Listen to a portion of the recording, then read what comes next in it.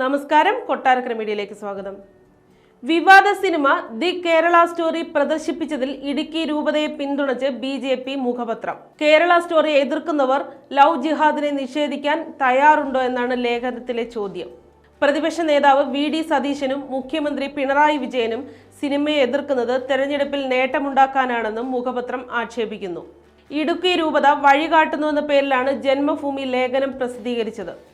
ഉമ്മൻചാണ്ടി സർക്കാർ 4 വർഷത്തിനിടെ വിവാഹത്തിന്റെ മറവിൽ 7000-ലേറെ മതപരിവർത്തനങ്ങൾ നടന്നതായി നിയമസഭയെ അറിയിച്ചതാണെന്ന വസ്തുത സിനിമയെ എതിർക്കുന്നവർ നിഷേധിക്കാൻ തയ്യാറുണ്ടോ എന്നാണ് ചോദ്യം. ലവ് ജിഹാദ് വിഷയത്തിൽ വിചിത്രമായ റിപ്പോർട്ടാണ് പോലീസ് കോടതിയിൽ സമർപ്പിച്ചിട്ടുള്ളതെന്നും BJP മുഖപത്രം കുറ്റപ്പെടുത്തുന്നു.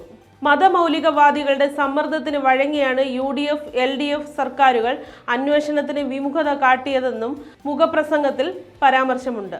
വെറും സാങ്കല്പിക കഥയല്ല സിനിമയിലുള്ളത് എന്നതിനാലാണ് മതമൗലികവാദികൾ സിനിമയെ എതിർക്കുന്നതെന്ന് BJP മുഖപത്രം കുറ്റപ്പെടുത്തുന്നു. കഴിഞ്ഞ മാസം 4-ാം തീയതിയാണ് വിദ്യാർത്ഥികൾക്ക് മുന്നിൽ ഇടുക്കി രൂപത കേരള സ്റ്റോറി പ്രദർശിപ്പിച്ചത്. വചനോത്സവത്തിന്റെ ഭാഗമായാണ് വിവാദ ചിത്രത്തിന്റെ പ്രദർശനം നടന്നത്. പ്രണയവുമായി ബന്ധപ്പെട്ട കാര്യങ്ങളാണ് പരിപാടിയിൽ സംസാരിച്ചത്.